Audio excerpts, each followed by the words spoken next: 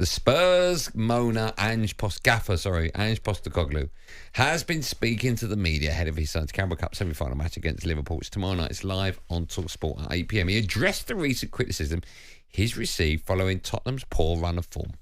I kind of knew it would be a tough couple of months for us, but part of you is always optimistic that we won't have to sort of deal with what we had to deal with for as long as we've had to deal with it. So again, optimistically, I think we'll get through this, and I think we'll get through it hopefully pretty quickly. We get into the tail end, which just gives you a chance to say, okay, what's the second half of the season going to look like for us? We deal with what's in front of us. We've got a big game tomorrow night, obviously FA Cup. Our league form's nowhere near good enough. We've got to address that. So we can't just wait for it to all happen. So the planning is going on in the background for sure. I feel for Ange, He used to enjoy football, didn't he? When he buzzed up at Tottenham, when he tipped up, he was all happy and joking and laughing with the media. Now every single time someone puts a mic Every single time someone puts a mic under his nose, he's moaning. Well, this is the Premier League. I mean... I know, but he's so gone the other way now, hasn't he? Well, it's just difficult. He's got the injuries to work with, and I'm guessing, listen, I don't watch a lot of Scottish football, but I'm guessing if you... No, you don't watch any. If you get a couple of injuries, when you're Rangers or Celtic, I know Aberdeen have had a little run this year, but if you're Celtic and you have a couple of injuries, it doesn't really make that much of a difference. You're still better than everyone else. Down here, you need absolutely every single one of your players at it every single week, or you can get turned over by anyone. And it just hasn't happened from this season. I do feel with the injuries because both centre-halves, full-backs, goalkeeper, do you know what I mean? They're decimated. They're playing players out of position, and they're still being quite competitive considering they're struggling.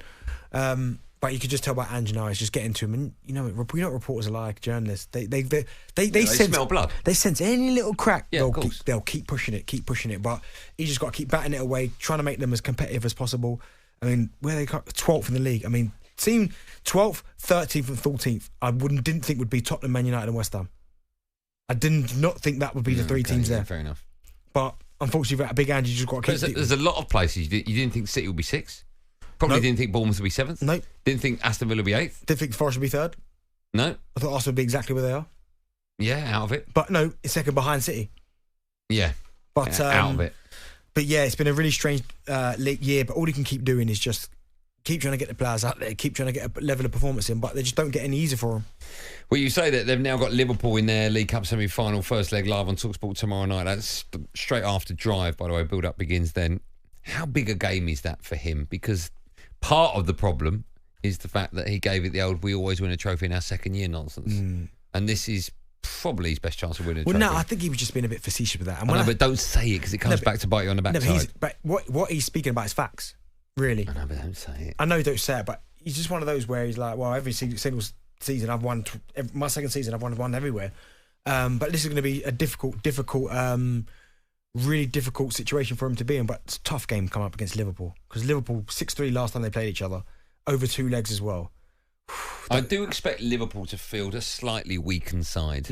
Do you? I'm not quite sure, if they will, because I just think Liverpool, Arne Slot, he's doing a fantastic job, and he wants to win everything. If he can get a trophy in the bag early as possible, go and do that. Of course. Don't run that risk. Yeah. Okay.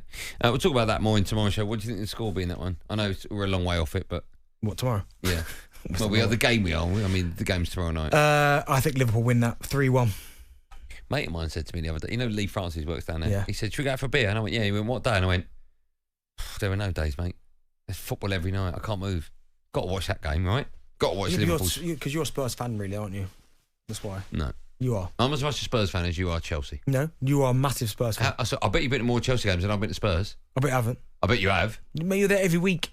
Yeah, every week I am. Yeah, of course. Spurs season ticket. Yeah. Are you? Still? Yeah, still got my season ticket. Yeah. I've got 2 just in case I can't find one of them. talkSPORT Drive with Andy Goldstein. Monday to Friday afternoon from 4 on AM, on DAB, via the talkSPORT app and on your smart speaker. talkSPORT.